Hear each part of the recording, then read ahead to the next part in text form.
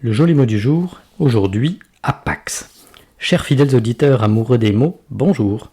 Après le diacritique de l'épisode précédent, découvrons aujourd'hui ce qu'est l'apax. Un drôle de mot, assez unique, reconnaissons-le. Déjà, rares sont les vocables qui se finissent par AX. On relèvera gravelax, relax, thorax, max, furax, climax, wax, anthrax, ou les villes de Sfax, Oyonnax, Brax, Dax, Halifax, et des marques telles que Tampax, Xanax ou Ajax. On serait du coup tenté de penser qu'il s'agit d'un mot issu d'une langue étrangère ou d'un mot purement inventé.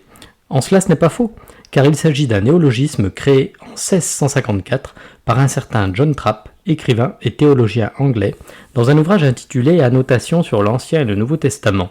Ce bonhomme a tout bonnement fait une ellipse du grec apax legomenon, dont je vous fournirai la traduction un peu plus tard si vous êtes sage, sans quoi cela révélerait trop vite le sens de notre mot du jour.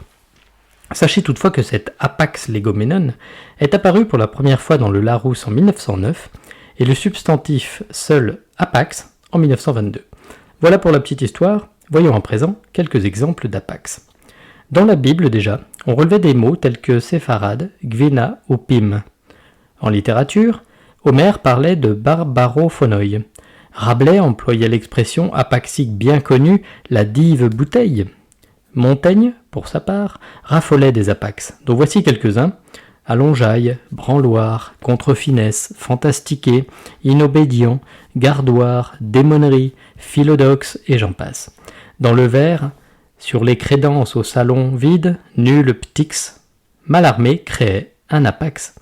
Il avoua vouloir trouver un mot en X qui n'existerait dans aucune langue. De nombreux exégètes, ignorant cette explication mallarméenne, ont longtemps cherché le sens de cet énigmatique ptix, en vain. Benjamin Constant, dans sa correspondance, imaginait la forme féminine prédécessrice pour son pendant masculin prédécesseur. En politique, Chirac lui-même, jamais à court de bons mots, lança un jour lors d'une allocution télévisée, le désormais célèbre abracadabrantesque, qui n'était cependant pas un apax, car on le trouvait chez Antonin Artaud en 1921 et déjà chez Rimbaud dans Le Cœur volé en 1871-11. Et le mot est aussi relevé précédemment. Donc, c'est un contre-exemple finalement, mais il est tellement savoureux qu'on me pardonnera de l'avoir listé ici. En architecture, on parle d'apax pour désigner des bâtiments qui n'ont aucun équivalent, tel le Panthéon de Rome avec son pronaos barlon et sa rotonde. En démographie, un apax est un nom présent en un seul exemplaire, s'agissant notamment des noms de famille. Les apax constitueraient 40 à 60% des noms portés dans une population donnée. La France ferait comme souvent exception, les apax se montant à 30 000, 300 000 même, pour un nombre de noms de famille record de 1,3 million, soit 23% de noms de famille apax. Cela reste tout de même assez fou à croire, non ? Enfin, rappelez-vous ce formidable apax de 34 lettres, oui, 34, créé par les frères Sherman, un duo de compositeurs et paroliers américains qui imaginèrent une chanson pour le film Mary Poppins, au titre inoubliable de Supercalifragilisticexpialidocious, traduit en français par Supercalifragilisticexpialidocious. Si ça n'est pas de l'apax, je ne m'y connais pas. À ce propos, vous ne trouvez pas qu'il y a belle lurette que je n'ai pas poussé la chansonnette ? Je me faisais la réflexion l'autre jour, mais du coup, est-ce que ce n'est pas une belle occasion qui m'est offerte ? Comment ça ? Ce serait pas une mauvaise chose si je ne chantais pas ? Je risquerais de perdre des auditeurs ? Vous savez quoi ? Tant pis, je me lance. Allez, avec moi tous ensemble, c'est parti.